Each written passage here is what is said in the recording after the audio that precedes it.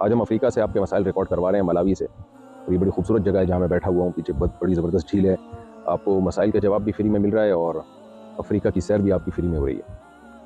خیر، کسی نے پوچھا ہے میری 42,000 روپے تنخواہ ہے، ساری تنخواہ گھر کی ضروریات میں خرچ ہو جاتی ہے، کیا میں کسی کو زکوٰۃ دے سکتا ہوں؟ رہنمائی فرمائیے۔ بھائی جب 42,000 روپے تنخواہ ہے اور تنخواہ گھر میں خرچ ہو جاتی ہے تو آپ پہ زکوٰۃ واجب نہیں ہے، لازم نہیں ہے۔ دینا چاہیں تو نفلی صدقے کا ثواب ملے گا آپ کو، بہت اچھی بات، لیکن پہلے اپنے گھر والوں کی فکر کریں۔ ایسا نہ 42,000 روپے آپ نے پکڑا دیے تو پھر کل دوسروں سے زکوٰۃ مانگتے پھر رہے ہو، یہ نہیں ہونا چاہیے۔ آسمہ صاحبہ انڈیا سے، اگر شوہر ظلم کرے اور بدنام کرے تو کیا اس پر پولیس کیس کر سکتے ہیں؟ ظلم کی نوعیت کیا ہے؟ تھوڑی بہت اونچ نیچ ہر گھر میں ہوتی ہے، کبھی بیوی کی طرف سے حقوق میں کوتاہی ہوتی ہے، کبھی شوہر کی طرف سے، تو میاں بیوی کا جو رشتہ ہے وہ برداشت ہی کی بیس پہ چلتا ہے۔ پورے حقوق لینے کی کوشش کریں گی تو کبھی بھی نہیں چلے گا، اور شوہر کو بھی میں یہی کہتا ہوں کہ 100% چاہو گے کہ بیوی میری فرما بردار بن کے رہے تو ایسا نہیں ہو سکتا، کچھ نہ کچھ برداشت ہر ایک نے کرنا پڑتا ہے۔ باقی اگر ظلم کی نوعیت بہت زیادہ بڑھ چکی ہے تو پھر بھائی سیدھا اس سے علیحدگی لیں، پولیس کیس کی کیا ضرورت ہے؟ علیحدگی لیں، ایسا آدمی شوہر بھی ہو اور تھانے میں بھی ہو، یہ نہیں ہو سکتا، وہ پھر شوہر رہے گا نہیں، شوہر والی وہ کیسے بیوی سے محبت کرے گا؟ تو اس سے تو ظلم اور بڑھنے کا خطرہ ہے۔ پولیس کبھی بھی ظلم کو گھروں کے اندر جا کے نہیں روک سکتی ہے، خوب ذہن میں رکھیں۔ جس نے ظلم کرنا ہوتا ہے نا وہ اس طریقے سے کر لیتا ہے کہ پولیس کیس بن ہی نہیں سکتا، تو اس لیے ایسے آدمی سے جان چھڑائیں۔ بہرحال اگر کوئی بے تحاشا مارتا پیٹتا ہے، کوئی خدا نہ خواستہ کوئی جان کا خوف ہے تو پولیس کیس بھی کیا جا سکتا ہے، میں جائز ناجائز کی بات نہیں کر رہا، لیکن بیوی جب شوہر کے خلاف تھانے میں چلی گئی تو پھر شوہر کے دل میں بیوی کی ویلیو رہتی نہیں ہے، تو وہ رشتہ ویسے ہی ٹوٹ جاتا ہے، تو آپ پہلے ہی توڑ دیں اس کو۔ عدالت سے تنسیخ نکاح کروایا جا سکتا ہے، شرعی عدالت سے، اگر واقعی شوہر سنگین نوعیت کا ظلم کر رہا ہے جو ناقابل برداشت ہے، تو ایسی صورت میں تو پھر کورٹ کا سہارا لینا چاہیے، یعنی خلا بھی لیا جا سکتا ہے، تنسیخ نکاح بھی۔ خلا کا مطلب تو یہ سیدھا شوہر سے کہا جائے کہ میری جان چھوڑو۔ لیکن اگر کوئی ایسے علاقے میں ہے کہ جہاں شوہر جان بھی نہیں چھوڑتا اور کوئی عدالت بھی نہیں ہے، کوئی کورٹ بھی نہیں ہے شرعی عدالت، اور عورت کو خطرہ ہے کہ یہ بند رکھا ہوا اس نے اور باقی جان سے مار دے گا، کوئی راستہ ہی نہیں اس کے پاس، یا ہڈی توڑ دے گا، یا بے تحاشا جانوروں کی طرح کوٹتا پیٹتا ہے، یا بات پہ ذہنی ٹارچر کر کے دماغی مریض بنا دیا ہے، تو پھر ایسی صورت میں ظاہر ہے مظلوم عورت کے پاس پولیس کے علاوہ کوئی راستہ رہتا نہیں ہے۔ خاندان کے بڑے بھی بعض دفعہ ساتھ نہیں دے رہے ہوتے، یعنی یہ تمام چیزیں تو جب ہیں کہ پہلے عورت ایسے مرد سے علیحدگی لے، علیحدگی کے تمام دروازے بند ہو جائیں تو پھر ہے کہ آپ جائیں کورٹ کی طرف، کیونکہ تھانے کی طرف، کیونکہ بعد میں بھی پھر علیحدگی ہی ہونی ہے، پہلے ہو جائے اور نقصان سے پہلے ہو جائے زیادہ اچھا ہے۔ انڈیا سے کسی نے پوچھا ہے میں نے آن لائن آرڈر کر کے کچھ منگوایا تھا، وہ سامان مجھے موصول ہو گیا، مگر ایپ میں یہ ظاہر ہوا کہ آپ کا آرڈر کینسل ہو گیا اور پیسے بھی مجھے واپس دے دیے گئے۔ میں نے رابطہ کیا تو انہوں نے کہا وہ پیسے آپ رکھ لیجئے، کچھ ٹیکنیکل ایشو کی وجہ سے ایسا ہوا، تو کیا میرے لیے وہ پیسے رکھنا جائز ہوگا؟ جب انہوں نے کہہ دیا پیسے رکھ لیں تو رکھ لیں، اللہ کا نام لے کے وہ اگر کہہ رہے ہوتے ہیں نہ رکھیں یہ دھوکا ہوا ہے، ویسے یہ نقصان تو کمپنی کا ہوتا ہے، لیکن کمپنی نے میرا خیال ہے اتنی اجازت دی ہوئی ہوتی ہے کہ اگر ایپ میں کوئی گڑبڑ کی وجہ سے سامان ڈیلیور ہو جائے اور ایپ میں شو یہ ہو کہ ڈیلیور نہ ہو، تو کمپنی پھر چشم پوشی سے کام لیتی ہے اور وہ کہتی ہے جانے دو بھائی، کیونکہ ان کے پھر سسٹم میں بڑی اس کو مینیج کرنا، سسٹم میں اس کو حساب کتاب کرنا ان کے لیے بہت مشکل ہوتا ہے۔ انجم صاحب ممبئی سے، جس رسی پر ناپاک کپڑے سکھائے جاتے ہیں اس پر پاک کپڑے سکھائے جا سکتے ہیں یا اس رسی کو پاک کرنا پڑے گا؟ دیکھو اگر ناپاکی گیلی تھی اور رسی پہ آپ نے کپڑے ڈال دیے اور وہ گیلی ناپاکی والا حصہ رسی پہ لگ گیا تو پھر رسی ناپاک ہو گئی، تو ایسے ہی ناپاک رسی پہ آپ جب گیلے کپڑے ڈالیں گے تو وہ بھی ناپاک ہو جائیں گے۔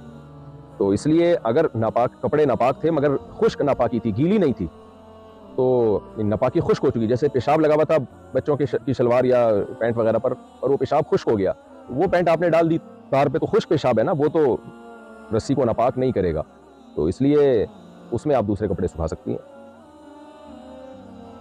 پچھلے 4-5 سالوں کی زکوٰۃ ایک سال کیسے نکالے ہیں؟ سالوں کی زکوٰۃ بھی نکلتی ہے آپ کے ماشاءاللہ، 40 سالے پہ ایک سالہ، اچھا خیر، 4-5 سالوں کی زکوٰۃ ایک ساتھ کیسے نکالیں؟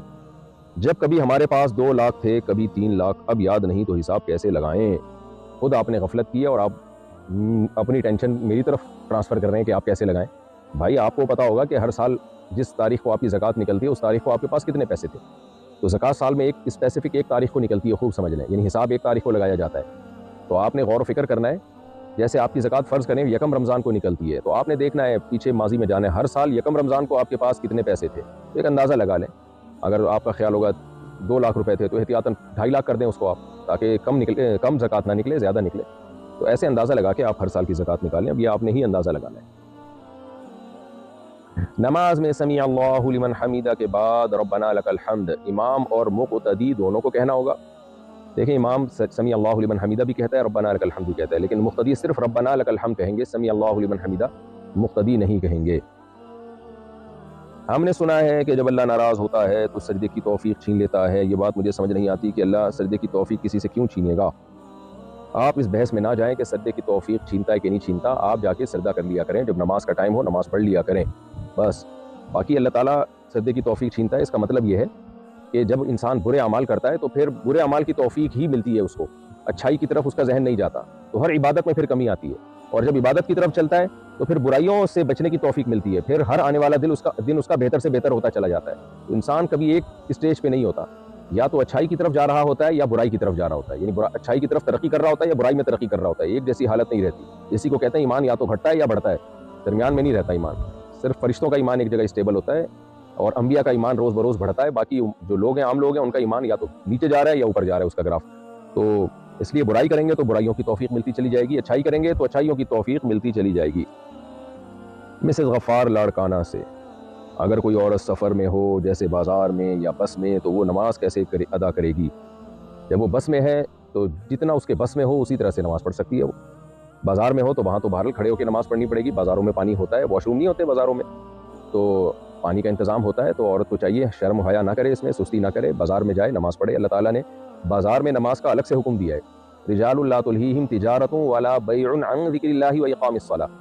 اللہ فرماتے ہیں کہ ہمارے جو نیک بندے ہیں ان کو تجارت اور خرید و فروخت نماز سے غافل نہیں کرتی۔ تو نیک بندے میں عورتیں بھی آتی ہیں، مرد بھی آتے ہیں، تو اللہ تعالیٰ نے اسپیشلی جو ہے تجارت کا تذکرہ کیا ہے، کیونکہ سب سے زیادہ انسان کو خرید و فروخت نماز سے غافل کرتی ہے۔ تو پوری دنیا میں جعلت لی الارض کلھا مسجدا، نبی صلی اللہ علیہ وسلم نے فرمایا اللہ نے پوری زمین میرے لیے مسجد بنا دی ہے، یعنی سجدہ گاہ بنا دی ہے، جہاں چاہیں ہم نماز پڑھ سکتے ہیں، مارکیٹ میں ہو کہیں بھی ہو آپ نماز پڑھیں، چہرہ چھپا کے، جوان عورت پہ چہرے کا پردہ بھی لازم ہے۔ تو باقی یہ کہ بس میں کیسے نماز پڑھیں، تو بس میں ایسے نماز پڑھیں کہ بس کا ٹکٹ کروانے سے پہلے تھوڑا احتیاط کر لیا کریں، بھائی نمازوں کے وقت تو نہیں ضائع ہو جائے گا بس کے اندر کہیں، اور اگر پھر بھی جلدی سفر ہے کہیں جانا ہے تو بس میں پھر آپ نے یہ کرنا ہے کہ بھائی نمازوں کی جو ٹائم ہے نا وہ پہلے سے نوٹ کر لینا ہے۔ تو بس والے کنٹینیو کبھی بھی نہیں چلاتے کہ قیامت تک چلاتے ہی رہیں، ہر 2-3 گھنٹے کے بعد وہ روکتے ہی ہیں، جیسے ہی روکیں دیکھیں نماز کا ٹائم ہے فوراً نماز پڑھ لیں۔ اور اگر کبھی ایسا ہو کہ بس میں نماز کا ٹائم نکلتا چلا جا رہا ہے اور ڈرائیور روک ہی نہیں رہا، تو پھر اس کنڈیشن میں آپ بس میں بیٹھے بیٹھے نماز پڑھ لیں، فرض نماز، لیکن اس فرض نماز کو آپ نے اترنے کے بعد دہرانا ہے، کیونکہ فرض نماز کے لیے قیام ضروری ہے، اور یہ کوئی ایسی مجبوری نہیں ہے جس کی وجہ سے قیام ساقط ہو جائے، کیونکہ یہ مجبوری کوئی جنگ کی مجبوری نہیں ہے، ڈرائیور کی اپنی کاہلی اور سستی ہے، کم وقت روک نہیں رہا، تو اس لیے پھر ایسی صورت میں آپ اتر کے فرض نماز دوبارہ لوٹا لیں۔ اور سفر میں جو ہے 2 نمازیں اکٹھی بھی پڑھی جا سکتی ہیں، جیسے نبی صلی اللہ علیہ وسلم نے پڑھی ہیں، صحیح بخاری مسلم کی حدیث ہیں۔ اکٹھی کیسے پڑھی ہیں کہ ظہر کو مؤخر کریں آپ، یعنی اپلیکیشن میں ٹائم دیکھ لیں کہ ظہر کا وقت کب ختم ہو رہا ہے، اور اس میں شافی وقت ہو، یعنی جو اول وقت عصر ہے نا اس کو فالو کریں آپ، اس میں آسانی زیادہ ہے، خاص طور پہ سفر میں اس میں آسانی زیادہ ہے۔ نارملی تو عصر میں تاخیر افضل ہے، اس کے کیا دلائل ہیں یہ ایک الگ بحث ہے، لیکن اس وقت میں بھی نماز ادا ہو جاتی ہے۔ خود احناف کا بھی یہی قول ہے کہ اول وقت میں بھی اگر کوئی عصر کی نماز پڑھتا ہے، جیسے ہم جب سعودی عرب جاتے ہیں تو اول وقت میں عصر کی نماز پڑھتے ہیں، تو سفر میں اس میں کوئی حرج نہیں ہے، حضر میں بھی جائز ہے لیکن سفر میں تو بلا کراہت یعنی بالکل ہی جائز ہے، ویسے بھی جائز ہے۔ افضل یہ ہے کہ تاخیر پڑھی سے کی، جب ہر چیز کا سایہ 2 مثل ہو جائے تو ہمارے نزدیک افضل یہ ہے کہ اس وقت عصر کی نماز پڑھی جائے، لیکن سفر میں ظاہر افضلیت کو دیکھیں گے یا اس کو دیکھیں گے کہ نماز قضا نہ ہو جائے، قضا ہونے سے بچانا زیادہ ضروری ہے۔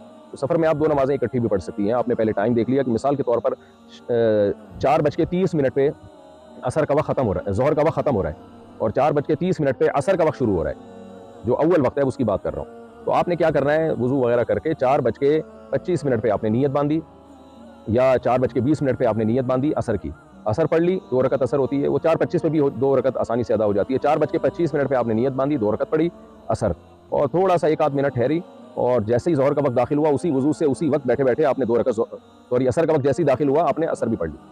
دوبارہ ریپیٹ کر دیتا ہوں، فار ایگزامپل 4:30 پہ عصر کا وقت داخل ہو رہا ہے اور ظہر کا وقت ختم ہو رہا ہے، تو آپ نے 4:25 پہ ظہر کی نیت باندھی، پہلے شاید میں غلطی سے عصر کہہ گیا تھا، ظہر کی نیت باندھی آپ نے، 2 رکعت ظہر کی پڑھی اور سلام پھیرا، 2-3 منٹ اسٹے کیا، ٹھہر کے دیکھا کہ بھائی ابھی عصر کا وقت داخل ہو گیا، 1 منٹ احتیاطاً، یعنی 4:31 پہ آپ کیا کریں، عصر کی نیت باندھ لیں۔ تو اس طرح سے 2 نمازیں اکٹھی نبی صلی اللہ علیہ وسلم نے سفر میں پڑھی ہیں، اور مغرب میں بھی یہی کریں آپ کہ مغرب کو آپ ڈیلے کریں، جب مغرب کا وقت قضا ہونے کے قریب ہو اس وقت آپ نے 3 رکعت پڑھی، اور جیسے ہی مغرب کا قضا ہوئی اور عشاء داخل ہوئی تو اس وقت فوراً آپ نے عشاء بھی پڑھ لی، 2 رکعت عشاء کے 3 وتر بھی ساتھ میں پڑھ لیں۔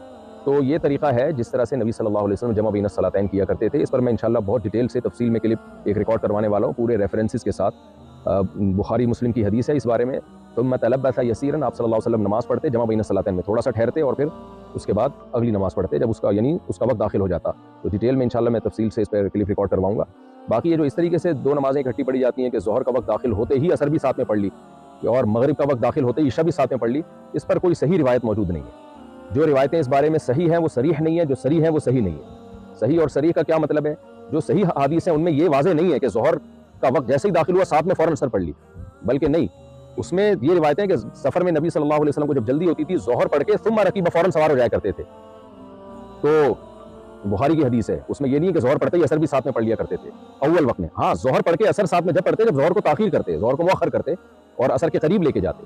تو عبداللہ بن مسعود رضی اللہ تعالیٰ عنہ کی صحیح بخاری کی حدیث ہے کہ نبی صلی اللہ علیہ وسلم نے حج کے موقع کے علاوہ کبھی بھی دو نمازیں اکٹھی نہیں پڑھی ہیں. اکٹھی کا مطلب یہی کہ نماز کو قضا کر کے دوسرے وقت میں داخل کر کے یا اس والی نماز کو پہلے وقت میں لا کے، ایسا کبھی بھی نہیں پڑھا.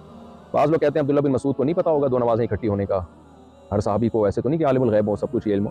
تو پہلی بات تو یہ کہ یہ کیسے ممکن ہے؟ جو نبی صلی اللہ علیہ وسلم کے سفر حضر کے ساتھی تھے ان کو ہی نہیں پتہ چلا تو کیسے پاسبل ہے؟ دوسری بات یہ کہ یہ ہم جب کہہ سکتے تھے جب عبداللہ بن مسعود رضی اللہ تعالیٰ عنہ دو نمازیں اکٹھی ہونے کی حدیث بیان نہ کرتے.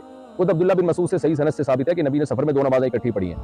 اب آپ دیکھیں ایک جگہ عبداللہ بن مسعود کہہ رہے ہیں دو نمازیں اکٹھی پڑھی ہیں، ایک جگہ کہہ رہے ہیں نہیں پڑھی ہیں. تو اس کا مطلب اس طرح سے نہیں پڑھی ہیں جس طرح سے آپ پڑھ رہے ہو کہ ظہر کا وقت داخل ہوتے ہی ظہر بھی عصر بھی، اس طرح سے نہیں پڑھی ہیں اور اس طرح سے پڑھی ہیں جس طرح عبداللہ بن مسعود بیان کر رہے ہیں اور جس طرح دیگر احادیث سے ہمیں پتہ چل رہا ہے.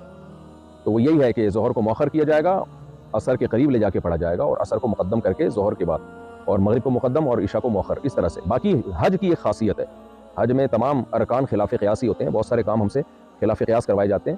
تو اس کی خاصیت یہ ہے کہ اس میں آپ جو ہے ظہر کے ساتھ ہی عصر پڑھتے ہیں اور مغرب کو آپ ڈیلے کرتے ہیں مزدلفہ میں، عشاء کے ساتھ آپ جو ہے وہ مغرب پڑھتے ہیں. تو یہ میں نے ڈیٹیل میں کچھ مسئلہ بیان کر دیا، باقی تفصیل سے انشاءاللہ میں اس پہ ریفرنسز کے ساتھ مسئلہ ریکارڈ بھی کروا دوں گا. کیا شادی کارڈ بنوانا جائز ہے جیسے منگنی یا بارات کے کارڈ؟ دیکھیں منگنی ایک غیر شرعی رسم ہے، اسلام میں خطبہ ہے. خطبہ کا مطلب نکاح کا پیغام بھیجنا. اگر وہ پیغام قبول ہو جائے تو ہاں کر دیں، اگر یعنی شادی کر دیں، نہیں ہوتا تو انکار کر دیں. یہ منگنی بیچ میں پتہ نہیں کہاں سے پخ آ گئی ہے. اسی طرح بارات کی رسم بھی غیر شرعی رسم ہے. نبی صلی اللہ علیہ وسلم نے اور اسلام نے جو ہمیں نکاح کا طریقہ بتایا ہے اس طریقے میں سیدھا سیدھا ولیمہ ہے اور نہ اس میں جہیز ہے، نہ اس میں لڑکی والوں پہ کوئی خرچہ ہے، نہ مہندی ہے. اس میں سیدھا سیدھا جو ہے نکاح کا پیغام بھیجا جائے. نکاح ہو جائے تو رخصتی کے بعد مرد کھانا وانا کھلائے اور پہلے سے گھر کے سارے ضروری سامان کا مرد انتظام کر لے. جہیز ہے ہی نہیں، جہیز رکھیں گے کہاں جب مرد نے سارا فرنیچر لے کے ڈال دیا ہے تو کوئی اس کو فٹ ہی نہیں بیٹھتا وہ جہیز جو ہے. تو اس لیے یہ غیر شرعی رسومات ہیں، ان کو ترک کر دینا چاہیے. باقی شادی کارڈ بنوانا جائز ہے. اگر کسی کو آپ دعوت میں بلا رہے ہیں تو فون کر کے بھی بلا سکتے ہیں، عزت احترام کے ساتھ اس کا نام لکھ کے بھی تمیز سے بلا سکتے ہیں، تو اس میں کوئی حرج نہیں ہے. ہمارے والد صاحب سرکاری نوکری کرتے ہوئے شہید ہو گئے تو ہمیں حکومت کی طرف سے کچھ رقم ملی جو ہم نے اسلامک بینک میں رکھوا دی اور اس کا منافع لیتے رہے. کیا یہ منافع لینا جائز ہے؟ کیا اس پر زکوٰۃ ہوگی؟ یہ جائز ہے، اسلامک بینک میں رقم رکھ کے منافع لینا جائز ہے اور اگر یہ زکوٰۃ کے نصاب کو پہنچتا ہے تو اس پہ زکوٰۃ بھی ہوگی. لیکن اس میں دیکھا جائے گا سب وارثوں پہ تقسیم کر کے ہر ایک کے حصے میں اتنی رقم اگر آ رہی ہے، یا والد صاحب حکومت نے کسی خاص بیوہ کو دی تھی تو پھر بیوہ اس رقم کی مالک ہے نہیں آپ کی والدہ، تو زکوٰۃ کے نصاب کو اگر وہ پہنچ جائے تو زکوٰۃ لازم ہے، ادروائز لازم نہیں. سیف اللہ زرار قطر سے ٹک ٹاک پر تلاوت اور بیانات شیئر کرنے سے جو ارننگ آئے گی وہ حلال ہوگی؟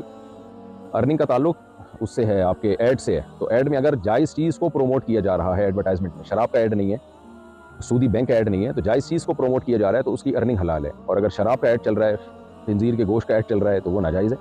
تو آپ ٹک ٹاک میں مکس ایڈ آ رہے ہوتے ہیں تو اس لیے آپ اس کی ارننگ لے کے چند فیصد 2.5% یا 5% تک صدقہ کر دیں تاکہ جو اس میں حرام شامل ہوا ہے آپ کا مال اس سے بچ جائے، تو پھر یہ جائز ہے. کھڑے ہو کر وضو کرنا جائز ہے یا نہیں؟ جائز ہے بھائی. کیا ریلز پر بغیر میوزک کے سانگز لگانا جائز ہے جبکہ اس کے الفاظ بھی بیہودہ نہ ہو بلکہ صرف پیار محبت کی شاعری ہو؟ یہ جو گانے بجانے ہیں ان سے ایوائڈ کرنا چاہیے کیونکہ اس سے انسان بے حیائی کی طرف مائل ہوتا ہے، چاہے وہ بغیر میوزک کے ہی کیوں نہ ہو. لوگوں میں ایک شوق و رغبت پیدا ہوگا، جب وہ گانا سنیں گے تو وہ چاہیں گے سچی مچی والا گانا نکال کے دیکھیں کہاں سے ملے گا یہ ہمیں. تو اس لیے اس سے ایوائڈ کریں آپ. یہ چیز گناہ کا ذریعہ ہونے کی وجہ سے ٹھیک نہیں ہے، جائز نہیں ہے. انجم ممبئی سے واشنگ مشین میں ناپاک کپڑے دھلے ہوئے ہوں تو پاک کپڑے دھونے سے پہلے واشنگ مشین کو پاک کرنا ہوگا. واشنگ مشین کو پاک کرنے کا کیا طریقہ ہوگا؟ بھائی جب کپڑے دھلتے ہیں اس میں اور جب کپڑوں سے پانی 2-3 دفعہ نکالا جاتا ہے، 3 دفعہ پانی جو ہے نا مشین کو بھرا جاتا ہے، پھر پانی نکالا، پھر بھرا گیا، پھر پانی، تو اس سے کپڑے بھی پاک ہوتے ہیں، مشین بھی پاک ہو جاتی ہے. تو پھر بھی اگر ایک دفعہ پانی یوں کر کے ڈالیں اور نیچے سے نکال دیں اس کو، یعنی جاری کر دیں پانی، تو بالکل بے غبار طریقے سے پاک ہو جائے گی، شک وہم بھی دور ہو جائے گا. نیچے مشین کا پائپ کھول دیں آپ اور ایسے اوپر سے پانی ڈالا اور نیچے سے نکل رہا ہے تو جاری پانی پاک ہوتا ہے، اس سے کپڑے بالکل وہ مشین بالکل پاک ہو جائے گی۔ محمد نعمان انڈیا سے، اسپورٹس کھیلتے ہوئے شارٹس پہننا کیسا ہے؟ ایسے شارٹس کے گھٹنے بھی کھلے ہوئے ہوں مرد کے، یہ جائز نہیں ہے۔ ناف سے لے کے گھٹنے تک کا ایریا مرد کے لیے چھپانا فرض ہے، کھیل کود میں اس کو ظاہر کرنا جائز نہیں ہے۔ محمد نعمان، اچھا کیا زکوٰۃ کے پیسوں سے بچوں کے اسکول میں کھانا کھلا سکتے ہیں؟ نہیں کھلا سکتے۔ زکوٰۃ کے لیے فقیر کو، غریب کو مالک بنانا ضروری ہے۔ جب ہم زکوٰۃ کے پیسوں سے غریب کو کھانا کھلاتے ہیں تو وہ کھانے کا مالک نہیں بنتا، مالک آپ ہی ہوتے ہو، آپ کا کھانا وہ کھا رہا ہوتا ہے، تو اس سے زکوٰۃ ادا نہیں ہوتی، تو اس کے لیے مالک بنانا ضروری ہے۔ اب مالک بنانے کا طریقہ یہ ہے کہ یا تو ان کو پکڑا دیا جائے پیسے، یا کھانا پکڑا دیا جائے کہ آپ اس کے مالک کو ڈبے میں نا پیک کر کے کہ بھئی آپ کا ہے، اب آپ کھاؤ اس کو، اب اس کی مرضی وہ کھائے یا اس کو بیچے، اب آپ اس سے پوچھ نہیں سکتے، مالک کا مطلب یہ ہوتا ہے۔ دوسرا طریقہ یہ ہوتا ہے کہ آپ بچوں کے جو متولی ہیں، جیسے بچوں کے ماں باپ ہیں، ان کو آپ کہیں کہ ہم چونکہ بچے نابالغ ہیں تو ان کے ماں باپ کا قبضہ بھی بچوں کا قبضہ ہی کہلائے گا، تو آپ ان کے ماں باپ سے، متولی سے یہ کہہ دیں کہ بھئی ہم آپ کو کھانا ملکیت میں دینا چاہتے ہیں، آپ کے بچوں کو ملکیت میں دینا چاہتے ہیں، تو آپ ہمیں اجازت دے دیں کہ آپ کی طرف سے آپ کسی کو وکیل بنا دیں، یا ہم کچھ پیسے آپ کے بچوں کو زکوٰۃ میں دینا چاہتے ہیں تو آپ مدرسے کی مینجمنٹ کو وکیل بنا دیں، اپنی طرف سے نمائندہ بنا دیں کہ ہم یہ پیسے ان کو دیں گے، تو وہ مالک بن جائیں گے ان پیسوں کا، یعنی بچوں کی طرف سے مالک بنیں گے، اصل مالک بچے ہوں گے، وہ نہیں ہوں گے، یعنی بچوں کے نمائندہ ہو کے وہ اس پیسے پہ قبضہ کر لیں گے، تو پھر وہ انہی بچوں پہ وہ پیسہ خرچ کریں گے کھانے کی شکل میں۔ تو اگر وہ اس کی اجازت دے دیتے ہیں، بہتر ہے کہ مدارس میں تو ایسا ہوتا ہے کہ وہ بچوں سے بچوں کے والدین سے ایک تحریری ایگریمنٹ کروا لیتے ہیں کہ ہمیں جو بچوں کے لیے زکوٰۃ ملے گی تو ہم بچوں کی طرف سے اس زکوٰۃ پہ قبضہ کریں گے، ہم مالک یعنی ہم نہیں مالک بنیں گے، یعنی بچے مالک بنیں گے، لیکن ہم ان کے نمائندے وکیل بن کے اس پہ قبضہ کر لیں گے، تو ہماری بچوں کی ملکیت میں آ جائے گی وہ ہمارے ذریعے سے، اس کے بعد پھر ہم بچوں ہی کے مفاد میں اس کو خرچ کریں گے اور اس میں ہمیں اجازت ہے ہم کھانا بھی کھلا سکتے ہیں، تو پھر اس طریقے سے یہ تدبیر جب آپ اختیار کریں گے تو پھر اس طریقے سے زکوٰۃ ادا ہو جائے گی۔ نارملی اگر غریب کو ایسی دسترخوان لگا کے کھانا کھلا دیا زکوٰۃ کے پیسوں سے تو اس سے زکوٰۃ ادا نہیں ہوتی، ڈبوں میں پیک کر کے یا تو اس کو مالک بنانا پڑے گا، یا یہ کہ غریب یا اس کے وکیل متولی، یعنی اگر غریب بالغ ہے تو خود اس کی پرمیشن سے، یا اگر وہ نابالغ ہے تو اس کے جو متولی ہیں ماں باپ کی پرمیشن سے آپ کو کسی کو وکیل بنانا پڑے گا کہ آپ اس کی طرف سے قبضہ کریں۔ اگر واٹس ایپ پر لڑکا لڑکی خود ہی ایجاب قبول کر لیں تو نکاح ہو جائے گا؟ نہیں ہوگا بھائی صاحب۔ محمد اقبال انڈیا سے، کیا شوہر طلاق دینے کے بعد بیوی کو بچوں کی وجہ سے اپنے پاس ازدواجی تعلق قائم کیے بغیر رکھ سکتا ہے؟ کیا اسے دیکھنے کا گناہ بھی ہوگا؟ طلاق کے بعد جوان بیوی کو شوہر اپنے گھر میں نہیں رکھ سکتا کیونکہ اس میں گناہ کا بہت زیادہ خطرہ ہے۔ ہاں، بیوی اگر ایجڈ ہو اور شوہر بھی ایجڈ ہو تو اب ان میں کوئی خطرہ موجود ہی نہیں ہے۔ بعض دفعہ عورت بوڑھی ہو چکی ہوتی ہے، بعض دفعہ مرد بڈھا ہو چکا ہوتا ہے بیچارہ، تو اگر بیوی اتنی بوڑھی ہو چکی ہے کہ اس میں اب دلچسپی، جنسی رغبت ہی ختم ہو چکی ہے مرد کو اور کوئی خطرہ نہیں ہے میاں بیوی کے ایک سیکشول ریلیشن قائم ہونے کا، تو ایسی صورت میں طلاق کے بعد اس بیوی کو اسی گھر میں رکھا جا سکتا ہے، لیکن عورت پہ لازم ہوگا کہ اپنے شوہر سے وہ پردہ کرے، یعنی آخری درجے کا پردہ کہ صرف چہرہ کھول سکتی ہے، اگر ویسے تو چہرہ بھی چھپائے وہ بھی فرض ہے، لیکن بہت زیادہ مجبوری ہو تو آخری درجے میں اس کی مجبوری میں شاید کوئی گنجائش دی جا سکتی ہے۔ ایجڈ خاتون کی بات کر رہا ہوں، اس کے لیے، جوان عورت کے لیے تو چہرہ چھپانا فرض ہے بہرحال، اگر وہ ایجڈ خاتون ہے تو پھر اس کی گنجائش دی جا سکتی ہے کہ وہ چہرہ کھول لے، باقی سارا جسم اپنا چھپائے اس مرد سے، پھر بچے پال سکتی ہے وہیں رہ کے۔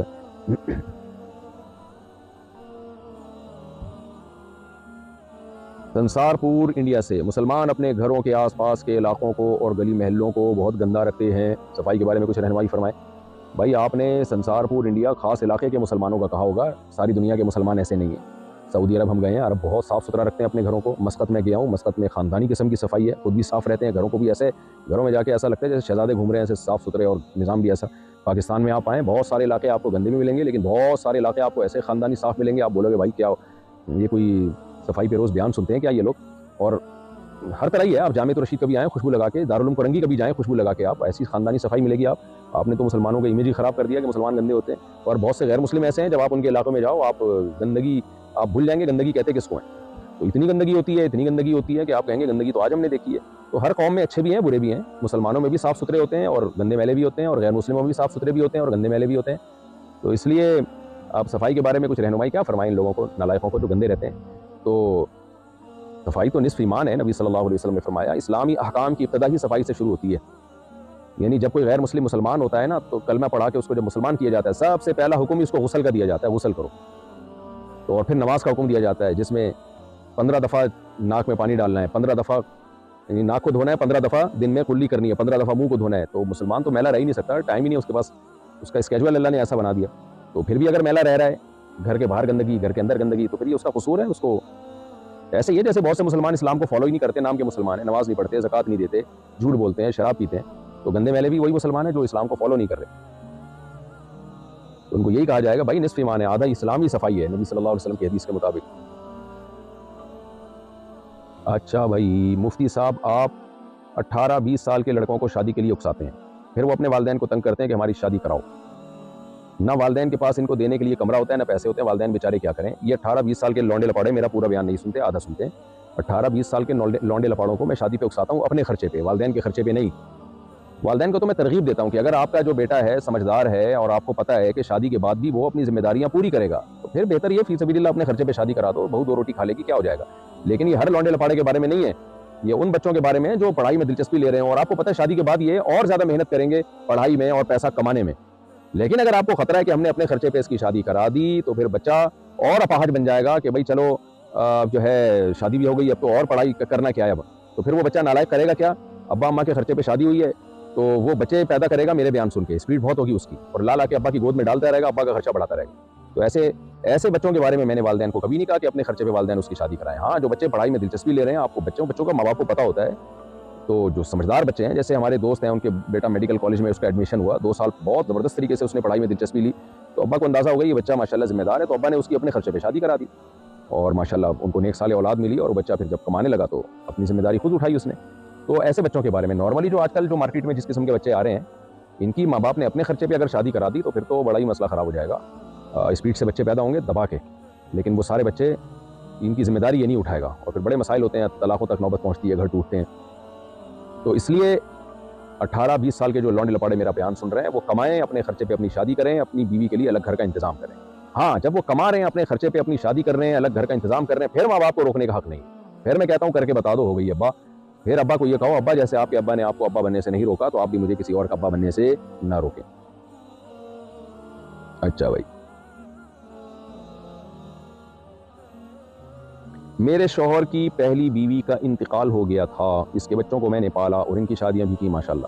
ان کی بیٹیاں تو اچھی ہیں, مگر ان کا بیٹا اور بہو میرے ساتھ رہتے ہیں, وہ میری بالکل عزت نہیں کرتے. میرے شوہر کہتے ہیں کہ جو وہ کر رہے ہیں ان کو کرنے دو, تم اپنا کام کرو. لیکن کبھی کبھار مجھے غصہ بھی آ جاتا ہے, اور کبھی وہ میرے بچوں سے بدتمیزی بھی کرتے ہیں. میرا دل چاہتا ہے کہ میں چھوڑ کر چلے جاؤں, لیکن میرے شوہر اچھے ہیں, میں ان کو چھوڑ کر جانا نہیں چاہتی. آپ کے شوہر اچھے ہیں تو ان کو چاہیے کہ آپ کا خیال کریں. ایک تو آپ نے ان کے بچوں کو پال پوس کر بڑا کیا, بہو بھی لا کے آپ ہی کے متھے میں لگا دی انہوں نے, تو شوہر کو چاہیے بیوی کے جذبات کا خیال کرے. اتنی اچھی بیوی, اس نے سوتیلے بچوں کو پالا, بہو کو بولے الگ رہے وہ. تو آپ کے شوہر کو میں مشورہ دیتا ہوں, میں آپ لوگ کا گھر نہیں توڑنا چاہ رہا, اگر شوہر الگ کر دیں اچھی بات ہے, نہیں تو آپ برداشت کریں, رہیں, اپنی زندگی خراب نہ کریں. جب ساری اتنی زندگی گزر گئی ہے, تھوڑے سے ہی زیادہ اللہ کرے, ویسے آپ کی عمر میں اللہ برکت دے, لیکن آدھی سے زیادہ زندگی تو گزر ہی گئی ہوگی جب بچے بھی بڑے ہو گئے. تو اب جو ہے کیا نام ہے, میں آپ کے شوہر کو تو یہی کہوں گا کہ بھائی ان کو الگ کرو. ہاں بیٹا اور بہو کو بولو الگ رہو, شاباش. اگر ایک آدمی کی 2 بیویوں سے اولادیں ہوں لیکن وہ ایک دوسرے کو جانتے تک نہ ہو, کیونکہ مائیں پسند نہیں کرتی سوتیلے بچوں سے ملنا, تو یہ شریعت کے اندر میں کیسا ہے, بہت برا عمل ہے, کیونکہ وہ بھائی ہیں, باپ تو سب کا ایک ہی ہے نا, تو قطع رحمی کا گناہ ہوگا. تو اس لیے باپ پر لازم ہے کہ اپنے بچوں کو چاہے ایک بیوی کے ہوں چاہے دوسری بیوی کے ہوں, ملائے آپس میں. اس کی مثال بالکل ایسے ہے جیسے خاتون اگر شادی کرتی پہلے شوہر سے اس کی اولاد بھی ہوتی, تو وہ چاہتی نا میرے پہلے شوہر کی اولاد جو ہے میرے دوسرے شوہر کی اولاد سے بھی ملے, یہ بہن بھائی ایک دوسرے کو پہچانے. تو ایسے ہی مرد بھی یہ چاہتا ہے, اور شریعت کا بھی یہی حکم ہے. باقی اگر بہت سخت مجبوری ہے تو پھر الگ سے چھپا کے ملا لیں ان کو, ماؤں کے سامنے نہ ملائیں. تو مائیں تو نہیں چاہتی ہمارے بچے اس خاتون کے بچوں سے ملیں, اس کے بچے ہمارے بچوں سے ملیں. تو یہ تو ایک کامن سی چیز ہے, لیکن آدمی کو چاہیے پھر چھپا کے ملا لیا کرے, کہ بھائی ان کو بتایا یہ تمہارے بہن بھائی ہیں, ان سے اچھا سلوک کرنا ہے تم نے, تو ان کو ملایا کرے. ایسے بالکل دور رکھنا, یہ بہن بھائیوں کا ہی یہ رشتہ ہوتا ہے, تو اس میں قطع رحمی ہے, رشتہ داری توڑنا ہے, شریعت میں یہ جائز نہیں ہے. ان کو ملاتا رہے آپس میں, چھپا کے ملاتا رہے, اور ان کو بتا دے, اماں کو نہیں بتانا, ٹھیک ہے. حنیف احمد گجرات سے, امام صاحب جمعے کی پہلی رکعت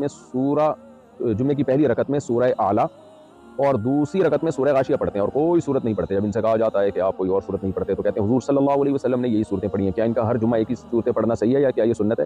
جی سنت عمل ہے, اور یہ پڑھنی چاہیے ان کو, لیکن یہ کہ اسی کا ہمیشہ کے لیے معمول بنا لینا, کبھی دوسری صورت پڑھنا ہی نہیں, یہ بھی ٹھیک عمل نہیں ہے. لوگ اس عمل کو فرض واجب سمجھنا شروع کر دیں گے. امام صاحب سے کہیں کبھی کبھار ناغہ بھی کیا کریں, کوئی دوسری صورتیں پڑھ لیا کریں. نارملی تو ٹھیک کر رہے ہیں وہ, لیکن کبھی کبھار اس کے خلاف بھی جائیں. نماز پڑھتے ہوئے آگے سے بلی یا چوہا گزر جائے تو کیا کریں؟ اسے روک کے انکوائری کریں, کیوں گزر رہے ہو بھائی یہاں پہ. کبھی کبھار نماز کے اوپر سے بھی گزر کر چلے جاتے ہیں, کبھی کبھار گزرتے ہیں, شکر ادا کریں, چلے جاتے ہیں, رکتے نہیں ہیں. چوہا اگر وہیں رک گیا تو پھر آپ کی نماز خراب ہوگی, کیونکہ چوہا بہت نالائق چیز ہے. بہرحال گزر کے جا رہے ہیں تو گزرنے دیں, کچھ بھی نہیں ہوتا اس سے بھائی. اگر کوئی شخص امام سے قاعدہ آخیرہ میں ملے اور جیسے ہی وہ ملے امام سلام پھیر دے تو کیا کرے؟ اگر قاعدہ میں 1 سیکنڈ کے لیے بھی امام کے ساتھ شریک ہو گیا تو بس نماز اس کو مل گئی ہے.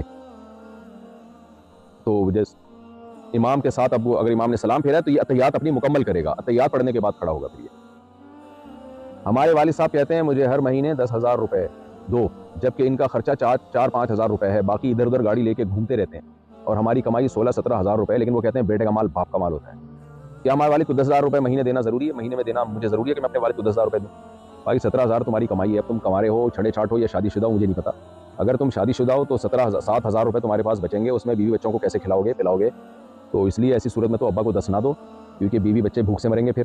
اور اگر کمارے چھڑے چھاٹ ہو تو پھر ابا کو دے دیا کرو 10,000 روپے۔ یار تم بھی تو گھوم رہے ہو نا، گھومے ہوگے بہت، تو ابا کو اب گھومنے دو۔ اچھا ہے، جتنا ابا کو خوش رکھو گے اللہ اتنا خوش ہوگا۔ تو 7,000 میں چھڑے چھاٹ کا اچھا گزارا ہو جاتا ہے، یعنی اگر وہ گزارا کرنا چاہے۔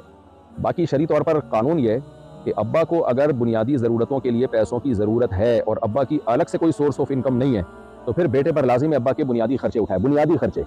اور اگر ابا کی اپنی کوئی سورس آف انکم ہے، وہ خود کما رہے ہیں، تو پھر بیٹے پر ابا کا خرچہ اٹھانا لازم نہیں ہے۔ تو آپ اگر بیوی بچے ہیں آپ کے، آپ ابا کو 10,000 دیں گے تو آپ کے لیے ہینڈ ٹو ماؤتھ ہونا پڑے گا آپ کو، تو پھر آپ نہ دیں، 10 کے بجائے 5 دے دیں آپ۔ لیکن اگر آپ کما رہے ہیں اور ایسا آپ کے ساتھ مسئلہ نہیں ہے تو بھی شرعاً لازم نہیں ہے یہ کہ ابا کو آپ گھومنے پھرنے کے لیے پیسے دیں۔ آپ بیسک ضرورتوں کا خرچہ آپ کے ذمہ لازم ہے، ابا کے کھانے پینے کا، رہائش کا، وہ آپ کے ذمہ، بشرطے کہ ابا کما نہ رہے ہوں خود، تو یہ پھر آپ کے ذمہ لازم ہوگا۔ باقی اخلاقیات کا تقاضا یہ ہے کہ ساری تنخواہ لا کے ابا کو دے دو، یار ابا ہم بھی آپ کے، ہمارے پیسے بھی آپ کے، لیکن اس کے لیے بڑا زیادہ جگر چاہیے۔ تو اخلاقیات الگ چیز ہیں، قانون شریعت کا ایک الگ چیز ہے۔ تو قانون یہی ہے کہ ابا غلط کر رہے ہیں، زبردستی 17,000 تنخواہ میں آدھی خود رکھ کے گاڑیوں میں سیر سپاٹے کر رہے ہیں، تو اخلاقیات کا تقاضا یہ ہے، آپ کی اخلاقیات کا تقاضا یہ ہے کہ گھومنے دیں ان کو، یار ابا ہیں، اور ابا کی اخلاقیات کا تقاضا ہے کہ بیٹے کو، بیٹا ہونے کا مطلب یہ نہیں کہ پورا ہی نچوڑ لیں آپ اس کو، تو دونوں اخلاقیات پر عمل کریں۔ آپ دینے میں آگے بڑھیں، ابا بولے نہیں بھائی میرے 5,000 بہت ہے میرے لیے۔ اچھا بھائی، ہمارے والد صاحب کہتے ہیں مجھے ہر مہینے 10,000، اچھا یہ ہو گیا۔ مسز غفار لاڑکانہ سے، میرے شوہر ایک ٹیسٹ میں پاس ہو گئے ہیں، اب آفیسر کچھ پیسے مانگ رہے ہیں، پھر نوکری دیں گے، کیا یہ جائز ہے؟ جائز ہے، کیونکہ گناہ اس میں آفیسرز کو ہوگا جو لے رہے ہیں، آپ کے شوہر تو مجبوری میں دے رہے ہیں نا، کیونکہ وہ ٹیسٹ میں پاس ہو گئے ہیں، وہ اہل ہیں، تو پھر بھی وہ رشوت لیے بغیر اگر جاب نہیں دے رہے تو ایسی صورت میں رشوت لینے والے کو گناہ ہوتا ہے، دینے والے کو گناہ نہیں ہوتا۔ احمد ملتان، ہماری والدہ کا انتقال ہمارے نانا کی زندگی میں ہی ہو گیا تھا، کیا نانا کی وراثت میں ان کا حصہ ہوگا؟ میرے بڑے بھائی نے عدالت میں کیس دائر کر کے وراثت حاصل کر لی ہے، اس کا کیا شرعی حکم ہے؟ ناجائز ہے یہ، جب آپ کی والدہ کا انتقال آپ کے نانا کی زندگی میں ہو گیا تھا تو پھر وہ وراثت ان کو شرعی طور پر وہ وراثت کی مستحق نہیں رہی، تو ایسی صورت میں وراثت صرف ان وارثوں کو ملے گی جو آپ کے نانا کی موت کے وقت زندہ تھے، ان کو وراثت ملے گی۔ تو آپ کے بھائی نے غلط کیا ہے، جتنا شرعی حصہ ماموؤں کو بنتا ہے ان کو چاہیے کہ وہ لوٹا دیں۔ اگر نماز کے دوران وضو ٹوٹ جائے تو وضو کر کے وہیں سے نماز پڑھیں گے یا دوبارہ لوٹائیں گے؟ اگر ہوا وغیرہ نکلنے سے وضو ٹوٹ جائے تو حنفیہ کے نزدیک وہیں سے نماز کنٹینیو کرنا جائز ہے، لیکن بہتر یہی ہے کہ شروع سے نماز پڑھیں، کیونکہ اس کی شرائط بہت سخت ہیں اور اس تکلف کی ضرورت بھی کیا جائے، دوبارہ وضو کر کے نئے سرے سے نماز پڑھ لیں۔ لڑکی کی شادی میں جو اس کو گولڈ کی چیزیں ملتی ہیں اس کی ساس لے کر رکھ لیتی ہے، جی رپورٹ تو یہی ہے، اور کہتی ہے کہ میں سنبھال کے رکھوں گی، جبکہ لڑکی خود بھی سنبھال کر رکھ سکتی ہے۔ بہت زبردست بات کی ہے آپ نے، ساسیں اسی طرح کی ہوشیار ہوتی ہیں۔ تو کیا ساس کو دینا ضروری ہے؟ جبکہ شوہر بھی کہتے ہیں میری امی کو دے دو وہ سنبھال لیں گی، جبکہ لڑکی اپنے چاہ جہیز بھی لے کر آتی ہے، ہونا تو یہی چاہیے، اپنے لاکر میں رکھ لے وہ، لیکن بہرحال اب گھر کا ماحول خراب نہ کریں، ساس مانگ رہی ہے تو لاکر میں رکھوا دے، ورنہ ساس نہیں چھوڑے گی آپ کو، وہ کہے گی ہوں، آتے ہی اس نے اپنی چودراہٹ دکھانا شروع کر دی۔ تو آپ کی طرف سے آپ کا محافظ آپ کا ہسبینڈ ہے، کہیں بھی ساس نے دائیں بائیں کرنے کی کوشش کی تو آپ کا شوہر کھڑا ہوا ہے انشاءاللہ، اللہ اس کو نیک شوہر بنائے، وہ آپ کی طرف سے دفاع کرے گا۔ تو گھر کا ماحول خراب نہ کریں، کیونکہ شروع میں قانون تو یہی ہے کہ کوئی کسی کی چیز اس کی پرمیشن کے بغیر نہیں لے سکتا، جو اسلامی قانون ہے، لا اسلامی یہی کہتا ہے کہ بھائی جب بہو کا پیسہ ہے تو بہو اپنے لاکر میں رکھے، کسی اور کو کیوں دے؟ بھائی کسی اور پہ ہم کیسے اعتماد کریں؟ 100% کیسے اعتماد کریں ہم؟ تو قانون تو یہی ہے، تو قانونی لحاظ سے تو ساس کا یہ عمل غلط ہے، لیکن گھر کا جو ماحول ہوتا ہے نا وہ قانون پہ نہیں چلتا، وہ آپس کے محبت اور رابطوں پہ چلتا ہے۔ ساس یہ چاہتی ہے مجھے اماں جیسا سمجھو، اور شوہر بھی یہ چاہتے ہیں میری امی کو احترام دو، رسپیکٹ دو، تو آپ دے دیں احترام، وہ کون سا لے کے بھاگ رہی ہیں؟ اگر بھاگ بھی نہیں ہیں تو اپنے ہسبینڈ کو بتا دیں کہ یہ لاکر سے دائیں بائیں میری مرضی کے بغیر ہونا نہیں چاہیے۔ اچھا بھائی، محمد سمیر اقبال بہار سے، میں نے کسی کو قرض دیا اپنے حلال پیسوں سے، اب وہ مجھے 2 نمبر کام کر کے قرض لوٹا رہا ہے، تو کیا میں اس کی حرام آمدن سے قرض لے سکتا ہوں اس کو، یا اس کو کہوں حلال کما کے دے؟ بھائی آپ کیوں تحقیق کر رہے ہو کہ 2 نمبر سے دے رہا ہے 1 نمبر سے دے رہا ہے؟ اپنے آپ کو عذاب میں کیوں ڈال رہے ہو؟ تو اگر 100% یقین ہے کہ اس کا کام 100% حرام ہی ہے اور حلال کماتا ہی نہیں ہے کمبخت یہ، تو پھر تو آپ کے لیے وہاں سے پیسے لینا جائز نہیں ہے، آپ اسے کہیں بھی حلال سے دو، لیکن نارملی یہ تحقیق کرنی نہیں چاہیے۔ جب کوئی کما رہا ہے تو ٹھیک ہے، آپ کو پتہ ہے حرام کما رہا ہے، لیکن ہو سکتا ہے حلال بھی کما رہا ہو اور آپ کا حق بھی ہے اس کے پیسوں میں، تو لا کے پیسے دے، چپ کر کے رکھ لیں، یہ تفتیش ہی نہ کریں کہ یہ حرام کما رہا ہے حلال کما رہا ہے۔ ورنہ اتنا نیک تھوڑی ہے وہ جا کے حلال کما کے آپ کو دے گا وہ. تو اس لیے اگر 100% یقین ہے آپ کو، خود سے پتہ چل گیا کہ حرام ہی کما رہا ہے اور حرام پیسوں سے مجھے دے رہا ہے، تو منع کر دیں، بولیں حلال پیسوں سے دو مجھے. لیکن اگر ایسا یقین نہیں ہے تو پھر شریعت نے، کیونکہ آپ کا حق ہے نا اس کے مال میں، تو پھر شریعت نے حکم دیا ہے بھائی چشم پوشی سے کام لو، زیادہ تحقیق نہ کرو. ہم یہی سمجھیں گے بھائی یہ حرام بھی کماتا ہے حلال بھی کماتا ہوگا تو ہمیں حلال سے دے رہا ہے یہ.